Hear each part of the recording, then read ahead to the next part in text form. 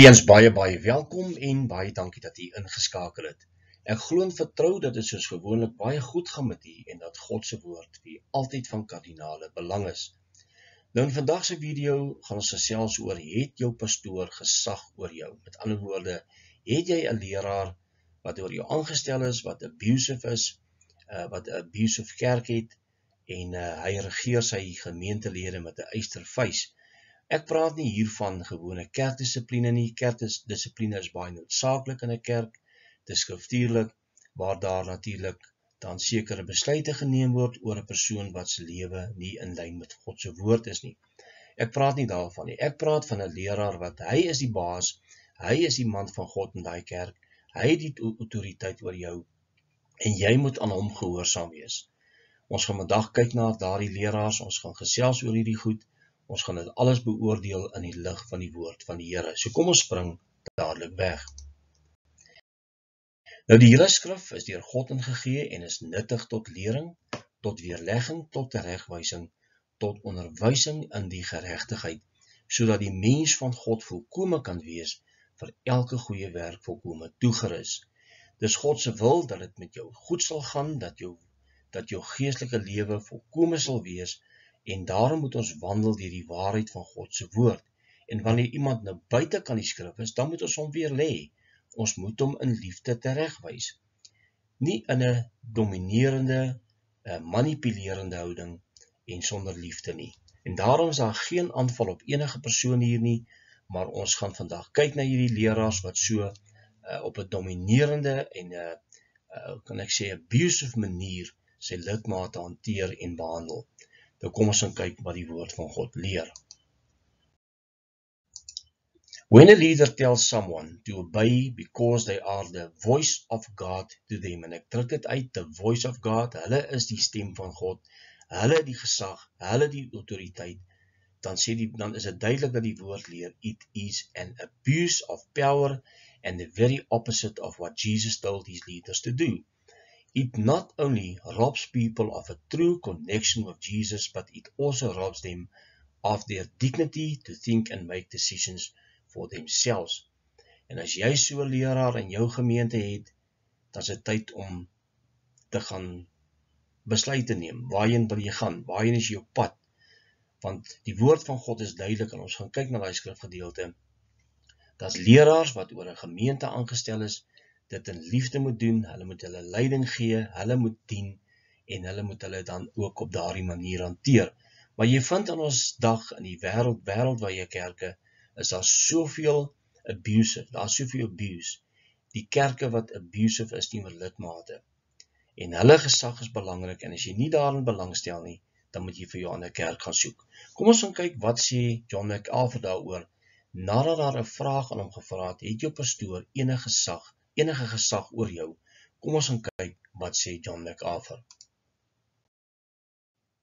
Struggle with, though, is to what extent a member of a church is required to obey his pastor. How much authority does a pastor have in the lives of his congregants? None. No authority. I have no authority in this church, personally. My experience doesn't give me any authority. My knowledge doesn't give me any authority. My education doesn't give me any authority. I have no authority. My position doesn't give me any authority. My title doesn't give me any authority. That's why I don't like titles. Only the Word of God has authority. Christ is the head of the church, and he mediates his rule in the church through his Word. I have no authority. I don't have authority beyond the Scripture. I can never exceed what is written. 1 Corinthians 4:6.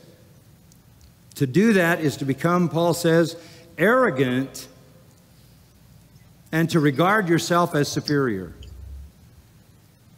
I have nothing to say to you that puts any demand on you if it isn't from the Word of God. You're probably talking out of some experience where you felt that some undue authority was exercised over you or somebody you know by a pastor. we need to be reminded that as pastors, even though the Lord has lifted us up and given us this kind of responsibility, we possess no personal authority. Nou ja, dit is heeltemal korrek wat John MacArthur sê. En is baie duidelik dat hierdie dame wat die vraag gevra het, wel onder so 'n situasie was waar sy met 'n abusive pastoor te doen gehad het, of 'n kerk wat baie abusive is. Nou ek kan vir julle baie videoklips speel van sulke leraars. Ek gaan vir julle 2 videoklips vandag speel, so 2 of 3. En dit is baie jammer om te sien dat dit in ons kerke vandag gebeur. Nou tereg sê John MacArthur dat dit volgens die woord van God moet wees, hoe jy moet dien en hoe jou gemeente moet hanteer. En ons lees dit in 1 Petrus 5 vers 1 tot 4, hoe daar geleer en toesouhouding moet plaasvind in nederigheid en liefde. En natuurlik moet daar kerkdissipline wees, maar dis 'n hele ander saak. Maar kom ons gaan kyk wat sê Matt, hoe lyk so 'n abuse? Wat is een van hierdie uitstaande kenmerke van hoe so 'n leraar lyk wat abusive is? So first of all, an overly controlling pastor is someone who exercises a level of control or authority that he's not given in the Bible. He operates outside of the authority of the Bible. And a spiritually abusive pastor is one who uses manipulation tactics, including gaslighting, to try to control and manipulate his congregation. His aim is to maintain control rather than to serve his congregation. There's a Bible passage that warns against this. It's in 1 Peter chapter 5 verses 2 to 3. It talks about the pastor shepherding the flock in a way that is not domineering or not lording it over others. A pastor is actually to use Jesus as his example, the servant leader. It says in Matthew 20:28 that the Son of Man came not to be served, but to serve others. So what are the 5 signs of an overly controlling and spiritually abusive pastor? Well, the first one is a pastor who can never be wrong. When issues are raised, theological points or issues in the church, he either deflects or blames other people because he can never be wrong. Nou ja, is jou pastoor in beheer van jou en jou kerk? Dis een van die uitstaande kenmerke, hy is nooit verkeerd nie. Glo alles wat hy sê of jy soek vir jou ander kerk.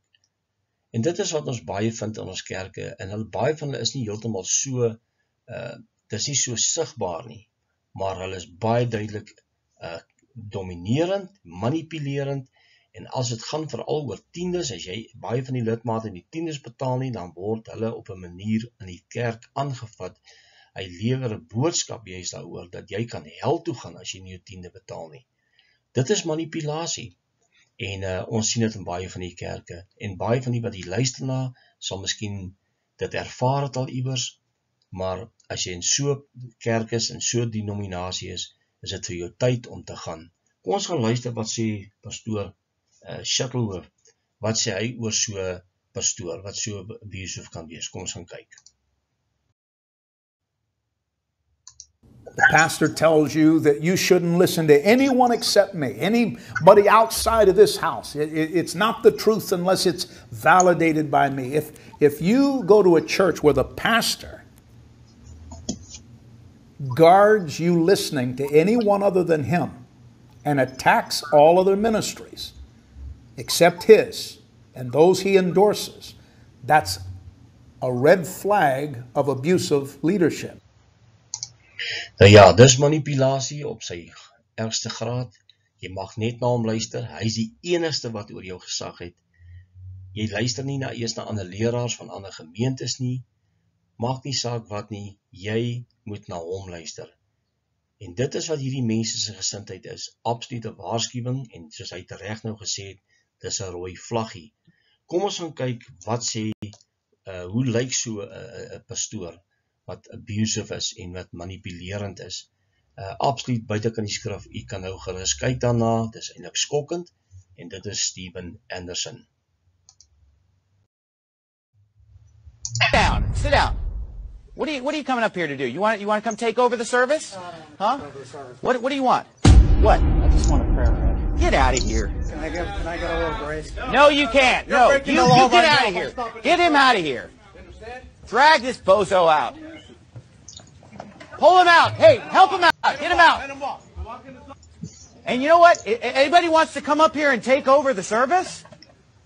We'll throw you out of here, buddy. This church is not a free-for-all. This isn't an open mic. This isn't a karaoke bar. Okay? I'm the man of God here. I meet the qualifications. I run this church. And if you don't like it, then get out. This is not some church where every first-time visitor and brand-new believer and people who've never even read the Bible are going to come up and take over the service. Not happening. Okay? If you want that kind of watered-down leadership, go to some house church with your Amish buddies and sit around the coffee table with your coffee clatch. This is a New Testament church. We have a bishop here. We have an overseer here. Like it or lump it. And if you don't like it, feel free to get up and leave the service at any time. Or 50% of people walk out. I don't care. Because you know what? I'm not going to pastor a oneness cult. Amen. I'm not going to pastor a Pentecostal church. I'm the pastor of a Baptist church. And if you're not a Baptist, then get out. Nou ja, dit is hoe 'n abusive pastoor lyk. En dis dit nie skokkend nie. Dis duidelik dat hy in beheer is en hy is die pastoor. Hy is die man van God daar. En jy weet, so baie van hierdie mense is self aangestelde leraars, profete, apostels. Hulle is self aangestel. God het hulle nie eens aangestel nie. Maar hierdie mense het wys duidelik die manipulasie, die dominerende houding wat hulle het, hoe hulle lidmate hanteer en beheer. En dan sê hy, as hulle nie daarvan hou nie, dan is hulle vry om te gaan en 'n ander kerk te gaan soek. Dit is gewoonlik wat hulle dan ook sê. So, as jy 'n soortgelyke leraar het in jou kerk, kom uit so 'n kerk uit en baie gou. Want die Here het ons tot vrede geroep. Die Here wil daar met orde wees en 'n leraar wat oor jou aangestel is, moet jou kan leer en lei deur die gees van die Here en deur die woord van God. Maar dit sien ons in baie van hierdie, en daar's baie van hulle. Ek kan vir nog baie videoklips gaan speel, maar ek wil net so 1 of 2 speel om vir te wys hoe lyk so 'n manipulerende, dominerende pastoor wat abusive is. Nou goed, kom ons gaan kyk na 2 videoklips van Ad Boshoff, hoe dat hy met sy mense te werk gaan. My 3-year-old kids never sat me down and told me how to parent them. They trusted. And if you can't trust your leader, find another church. Quickly. Like very quickly.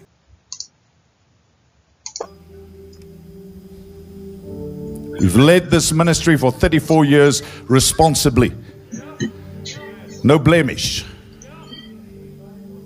34 years. Not 2 years. You saved for 2 years and you think you have the right to voice your opinion. Nou ja, ek het hierdie videoklips gekry uit Thinking Biblically en nou ja, hy het bietjie gesels oor hoe hierdie leraars natuurlik optree. Baie onskriftuurlik, buitekant die skrif, buitekant die woord van die Here. En dis 'n kenmerk van 'n leraar wat op 'n dominerende manier laat verstaan dat as jy hom nie aanvaar en wat hy sê, jy 'n ander kerk moet soek nie.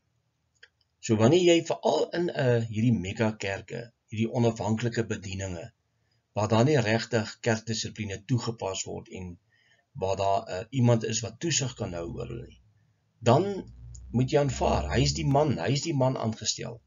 En as jy dit nie aanvaar nie, dan is jy in die moeilikheid. Dan moet jy vir jou ander kerk gaan soek. En is dit nie skokkend nie. Niemand mag sy opinie lig nie, val as jy nog nie eens 2 jaar in die Here is en jy moet nie opinie lig nie. En hierdie mense hou nie daarvan nie. So, jou opinie geld nie in sy kerk nie, en dit is baie duidelik. Kom ons gaan kyk na 2 gevalle van leraars, ek gaan net vir 'n fotootjie wys, van leraars wat natuurlik abusive was, en wat was die gevolge. Nou, jy kan duidelik sien in die eerste een links, ek gaan dit sommer vir jy aandui, sy was ook onder een of ander abusive pastoor, en sy is nou vry van dit. Ek dink sy het besluit om die pad te vat, of sy het hom dalk gaan aangee, maar hier is 'n ander geval van 'n abusive pastoor wat in die hof beland het, en daar geexpose was.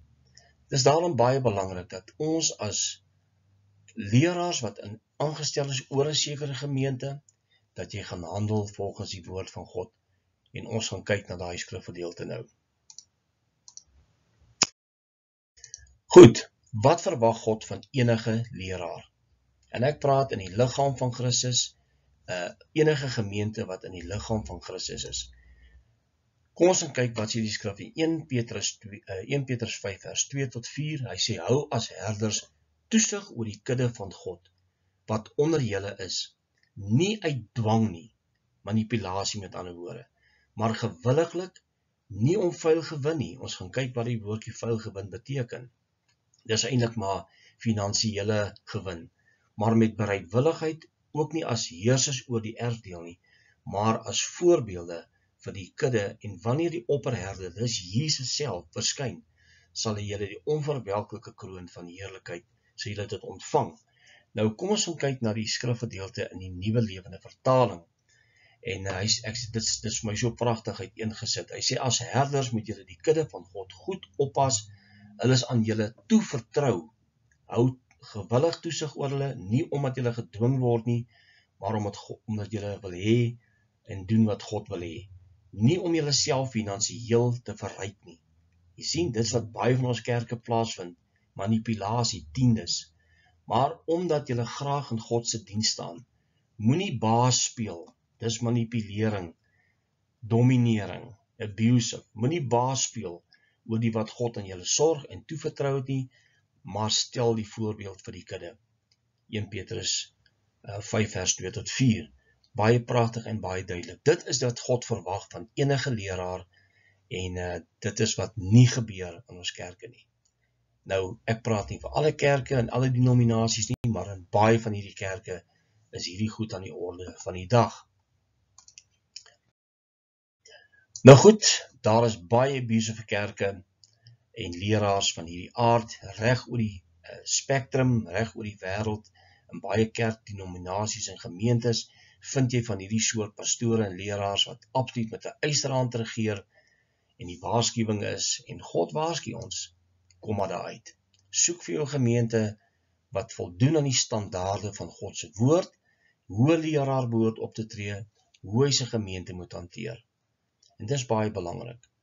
Nou ek kan baie meer daaroor te sê, ek gaan nie, dit gaan vir my baie lank vat, maar daar is baie voorbeelde, ek kan vir baie video's wys van mense wat hierdie gesindheid handhaaf in die kerk, wat absoluut manipulerend, abusive is, en dit grens amper aan kulties.